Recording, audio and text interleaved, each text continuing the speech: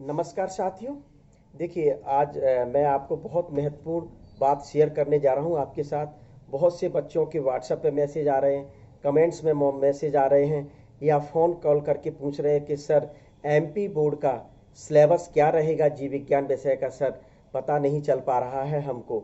तो वही सिलेबस पाठ्यक्रम 2020-21 के लिए क्या रहेगा, 100 में से 100 अंक प्राप्त करना है। तो मेरे द्वारा आपके लिए एक स्ट्रेटेजी बनाई गई है, कार्यनीति बनाई गई है। उसी आधार पर यदि आप पढ़ते हैं, पढ़ाई करते हैं तो निश्चित 100 में से 100 अंक प्राप्त कर सकते हैं। तो 100 में से 100 अंक प्राप्त करने के लिए क्या कार्यनीति है, वह कार्यनीति आप और हम लोग देखते हैं। तो सबसे पहले मैं आपको इकाई बार जो विभाजन किया गया है, नंबर किस प्रकार से यूनिट वाइज डिवाइड किए गए हैं, यह मैं आपको सबसे पहले बताऊंगा।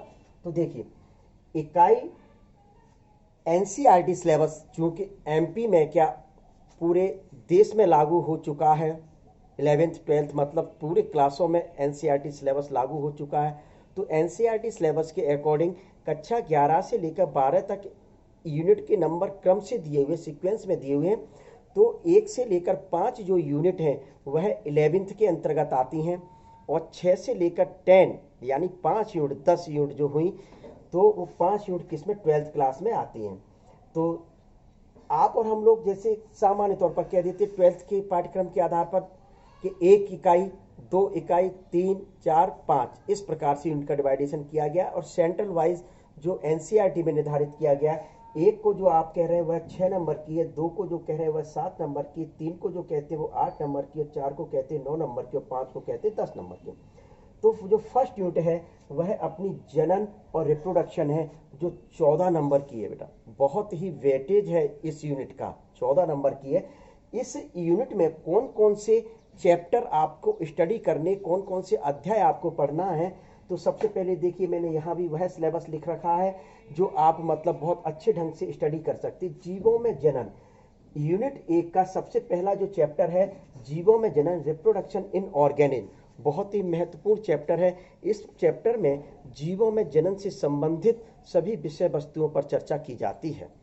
इसका दूसरा जो है चैप्टर, पुष्पीय पादपों में लैंगिक जनन यानी sexual reproduction in flowering plant. आप फ्लावर को इमेजिन करके इसमें कौन कौन से रिप्रोडक्टिव पार्ट पाए जाते हैं उनकी स्टडी करनी है। इनमें किस प्रकार से पॉलिनेशन होता है, परागण होता है, इस चीज़ की इसमें स्टडी करनी पड़ेगी। बहुत ही महत्वपूर्ण टॉपिक है यह भी। फिर तीसरे नंबर पर आता है मानव जनन, ह्यूमन रिप्रोडक्शन। बहुत ही इंटरेस्टिंग चैप्टर है मानव जनन या ह्यूमन रिप्रोडक्शन, बहुत ही इंपॉर्टेंट और इंटरेस्टिंग चैप्टर है। क्यों? क्योंकि इसमें मेनली सबसे पहले देखिए आप लिखा हुआ मानव, यानी कि इसमें आप और हम लोगों को मेल और फीमेल रिप्रोडक्टिव ऑर्गन पढ़ना पड़ेंगे। तो निश्चित तौर पर मेल और फीमेल ये जानना चाहते हैं कि हमारे कौन कौन से ऑर्गन हैं और ये ऑर्गन क्या फंक्शन करते हैं। तो इस वजह से बहुत ही इंटरेस्टिंग चैप्टर है फर्स्ट यूनिट का तीसरा। और नंबर के हिसाब से एमपी बोर्ड ने ये सिलेबस या एनसीईआरटी ने डिवाइडेशन नहीं किया ये कितने अंक का है, पूरी यूनिट का डिवाइडेशन है। लेकिन मेरे हिसाब से ये बहुत ही इंपॉर्टेंट टॉपिक है, बहुत अच्छे क्वेश्चंस इसमें से किए जाते हैं। फिर फर्स्ट यूनिट का चौथे नंबर का जो है वह जनन स्वास्थ्य, रिप्रोडक्टिव हेल्थ। रिप्रोडक्टिव हेल्थ भी बहुत महत्वपूर्ण है। ये महत्वपूर्ण क्यों है? क्योंकि आप और हम लोग सेक्सुअल प्रोसेस करते हैं, तो उस सेक्सुअल प्रोसेस के दौरान कौन कौन सी सावधानियां बरतनी चाहिए, कौन कौन से मुख्य रूप से उपाय बरतने चाहिए जिसके कारण जनसंख्या वृद्धि ना हो सके। इस दृष्टिकोण से ये बहुत ही महत्वपूर्ण अध्याय है। तो इस प्रकार से आप फर्स्ट यूनिट में इन 4 टॉपिक को स्टडी करके पूरे मार्क्स 14 के 14 मार्क्स प्राप्त कर सकते हैं। बहुत आसान है।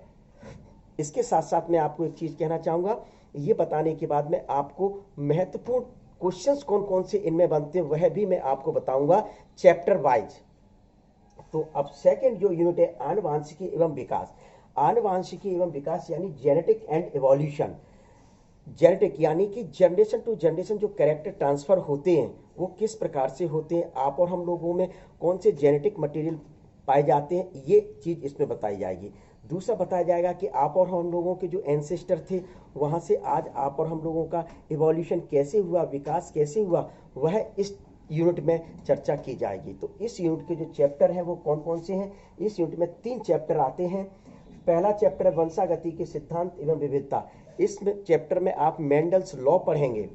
मेंडल्स द्वारा कौन कौन सी बातें कही गई थी, कौन कौन सी मुख्य रूप से चर्चा बिंदु थे, इसमें इस चीज़ की स्टडी की जाएगी। वंशागति के आणविक सिद्धांत, वंशागति के आणविक सिद्धांत यानी कि मुख्य रूप से किस प्रकार से जो कैरेक्टर ट्रांसफर हुए उनके लिए मुख्य रूप से क्या मॉलिक्यूलर बेसिस ऑफ इनहेरिटेंस, क्या मॉलिक्यूलर बेसिस थे डीएनए और आरएनए के बारे में इसमें मुख्य रूप से इस चैप्टर में स्टडी करेंगे। फिर विकास इवोल्यूशन, आप और हम लोगों का विकास किस प्रकार से हुआ है, इस चैप्टर में इस चीज़ की स्टडी की जाएगी। तीसरा जो यूनिट है, जो सेकेंड यूनिट थी बेटा, बहुत ही वेटेज है, देख लीजिए कि आपके 18 नंबर का, यानी कि आपके पास जो सिलेबस है उसमें सबसे ज़्यादा जो वेटेज है वह 18 नंबर का है और 3 चैप्टर हैं सिर्फ इसमें।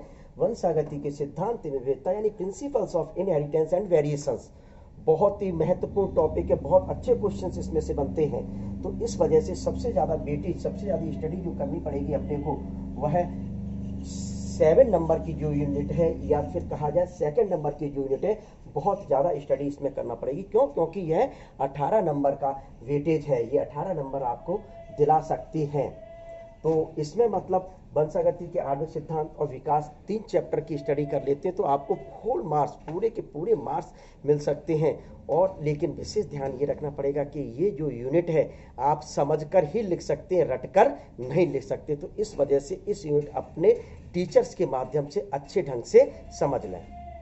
फिर आती है तीसरी यूनिट। तीसरी यूनिट में मुख्य रूप से क्या किया जाता है कि जीव विज्ञान एवं मानव कल्याण, बायोलॉजी एंड ह्यूमन वेलफेयर। तो ह्यूमन वेलफेयर के लिए बायोलॉजी किस प्रकार से उपयोगी है, इस चैप्टर में, इस यूनिट में इस चीज़ की स्टडी करेंगे। इस 3 यूनिट में मुख्य रूप से आपके जो चैप्टर हैं वह 3 चैप्टर हैं। मानव स्वास्थ्य तथा रोग, ह्यूमन हेल्थ एंड डिसीज, यानी कि ह्यूमन अपने आप को किस प्रकार से स्वस्थ रख सकता है, कौन कौन सी बीमारियां अपने अंदर होती हैं, उस चीज़ की स्टडी आप मानव स्वास्थ्य तथा रोग, ह्यूमन हेल्थ एंड डिसीज के अंतर्गत करेंगे। फिर 9 नंबर का जो चैप्टर है 30 यूनिट का, खाद्य उत्पादन में वृद्धि एवं कार्य नीति, strategies for enhancement in production, in food production, यानी फूड प्रोडक्शन के लिए क्या क्या सरकार के द्वारा कार्य नीति अपनाई गई है, इस चैप्टर में इस बिंदु पर चर्चा की जाएगी। मानव कल्याण में सूक्ष्म जीव, माइक्रोब्स इन ह्यूमन वेलफेयर, यानी ह्यूमन वेलफेयर, ह्यूमन के वेलफेयर में सूक्ष्म जीवों का क्या उपयोग है, सूक्ष्म जीवों का क्या उपयोग है, इस चैप्टर में मुख्य रूप से स्टडी की जाएगी। तो इस प्रकार से आप 30 यूनिट में जीव विज्ञान और मानव कल्याण, इन तीनों चैप्टर को आप समझकर याद कर सकते हैं। और रटने वाले चैप्टर है, विशेष तौर पर बता दूं मैं आपको, तो आप इसमें पूरे के पूरे 14 अंक प्राप्त कर सकते हैं। विशेष ध्यान रखें कि 14 मार्क्स आपको लाने हैं तो निश्चित तौर पर इस यूनिट को आपको समझकर रटना ही पड़ेगा और कुछ मन से भी लिख सकते हैं।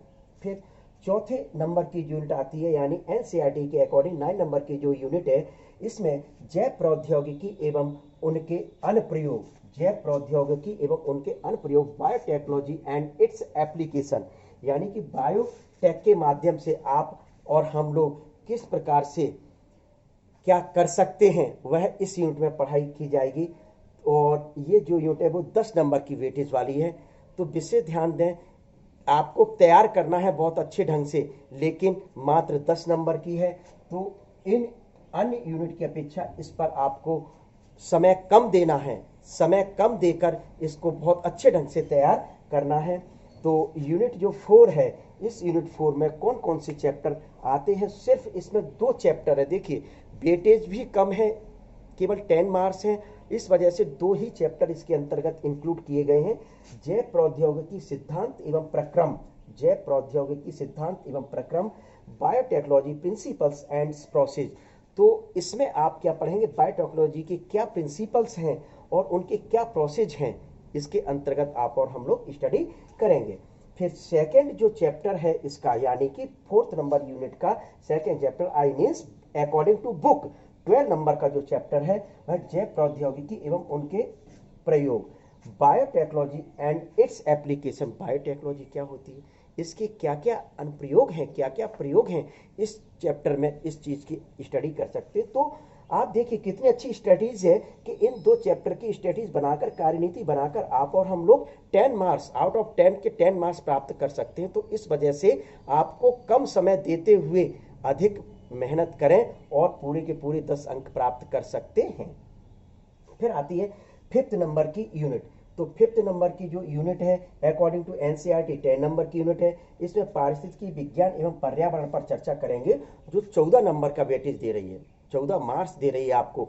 तो इस वजह से सबसे पहली बात है कि रटने वाली यूनिट है, क्या रटने वाली यूनिट है ये, और 14 मार्क्स दे रहे हैं। तो आप इसमें बहुत अच्छी स्कोरिंग कर सकते हैं, क्या बहुत अच्छी स्कोरिंग कर सकते हैं। तो इसके अंतर्गत जो 5th नंबर की जो यूनिट है अकॉर्डिंग टू एनसीईआरटी 10 नंबर की यूनिट जो है, उसमें सबसे पहली बात है कि 4 चैप्टर हैं। तो पहला चैप्टर कौन सा है, जीव एवं समष्टियां, ऑर्गेनिक एंड पॉपुलेशन, इसके अंतर्गत स्टडी करेंगे। सेकेंड जो चैप्टर आता है यानी 40 नंबर का, पारिस्थितिकी तंत्र, इकोसिस्टम के पढ़ेंगे आप। बहुत अच्छा टॉपिक है इकोसिस्टम, और इसमें से नीट में बहुत अच्छे क्वेश्चंस मिलते हैं। फिर 50 नंबर का पढ़ेंगे जैव विविधता एवं उनका संरक्षण, बायोडाइवर्सिटी एंड इट्स कंजर्वेशन। देखिए बायोडाइवर्सिटी, जैव विविधता, बहुत सारे एनिमल्स इस पृथ्वी पर पाए जाते हैं, तो उनका संरक्षण किस प्रकार से कर सकते हैं।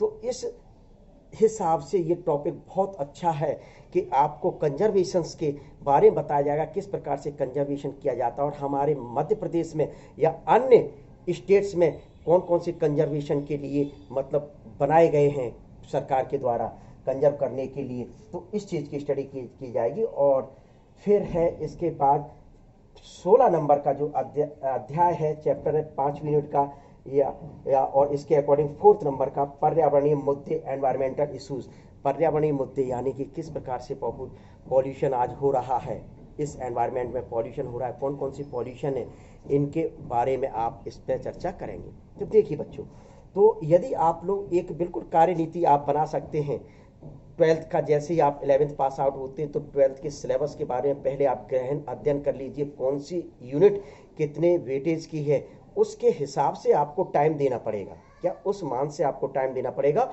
और यदि उस मान से आप टाइम दे सकते हैं तो ये जो 5 यूनिट हैं, ये 5 यूनिट 70 मार्क्स की हैं, 70 मार्क्स की हैं, जो आपको रिटर्न वर्क पेपर में लिखने के लिए आता है। तो आप इस प्रकार से यहाँ आउट ऑफ 70 to 70 मार्क्स प्राप्त कर सकते हैं। और 30 नंबर बचे आपके प्रायोगिक कार्य के, प्रैक्टिकल वर्क के। तो इन्हीं जो चैप्टर दिए, इन्हीं में से आपके प्रायोगिक कार्य बनते हैं, सिलेबस है प्रायोगिक का जो आपके टीचर्स के द्वारा बताया जाएगा। तो इसमें अंक प्राप्त करने के लिए जो स्ट्रेटजीज है, सबसे पहले तो प्रायोगिक कार्य को बहुत अच्छे ढंग से कर लें, या बहुत अच्छे ढंग से, जैसे टीचर समझाता है तो फ्लावर का डिसेक्शन आना चाहिए आपको, बहुत अच्छे तरीके से फ्लावर का कर लें किस प्रकार से, तो फ्लावर में कौन कौन से पार्ट आते हैं ये आना चाहिए। मैं भी आपको फ्लावर का प्रैक्टिकल बताऊंगा कल।